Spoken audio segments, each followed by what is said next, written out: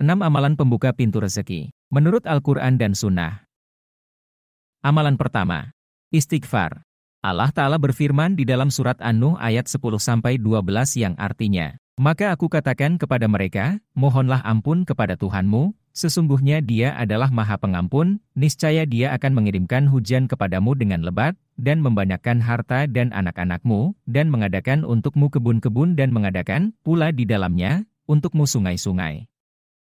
Terdapat sebuah atsar dari Hasan al-Bashri rahimahullah yang menunjukkan bagaimana faedah istighfar yang luar biasa. Sesungguhnya seseorang pernah mengadu pada Al-Hasan tentang musim kekeringan yang terjadi. Lalu Al-Hasan menasihatkan, beristighfarlah, mohon ampunlah, kepada Allah. Kemudian orang lain mengadu lagi pada dia mengenai kemiskinannya. Lalu Al-Hasan menasihatkan, beristighfarlah, mohon ampunlah, pada Allah.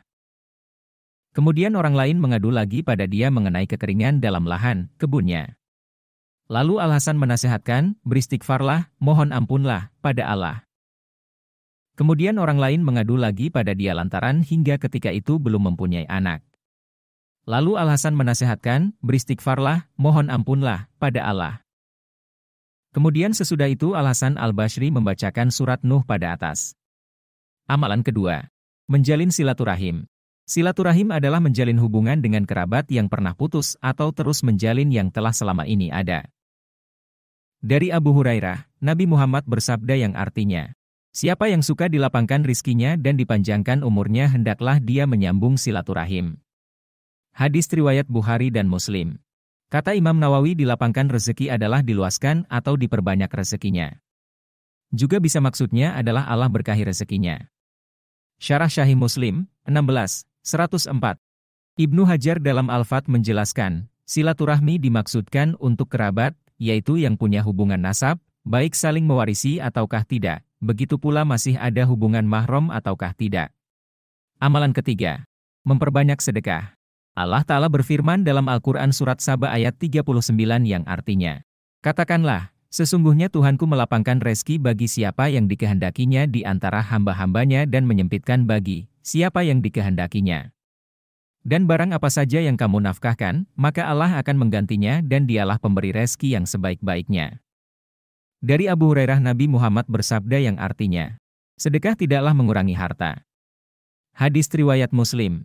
Makna hadits di atas sebagaimana dijelaskan oleh Yahya bin Syarf an-Nawawi ada dua penafsiran. Harta tersebut akan diberkahi dan akan dihilangkan berbagai dampak bahaya padanya. Kekurangan harta tersebut akan ditutup dengan keberkahannya. Secara indrawi dan realita bisa dirasakan. Walaupun secara bentuk harta tersebut berkurang, namun kekurangan tadi akan ditutup dengan pahala di sisi Allah dan akan terus ditambah dengan kelipatan yang amat banyak. Syarah Syahih Muslim, 16/128. Amalan keempat. Bertakwa kepada Allah. Allah Ta'ala berfirman dalam surat Talak ayat 2 dan 3 yang artinya, barang siapa bertakwa kepada Allah niscaya Dia akan mengadakan baginya jalan keluar, dan memberinya rezeki dari arah yang tiada disangka-sangkanya. Dan barang siapa yang bertawakal kepada Allah niscaya Allah akan mencukupkan keperluannya.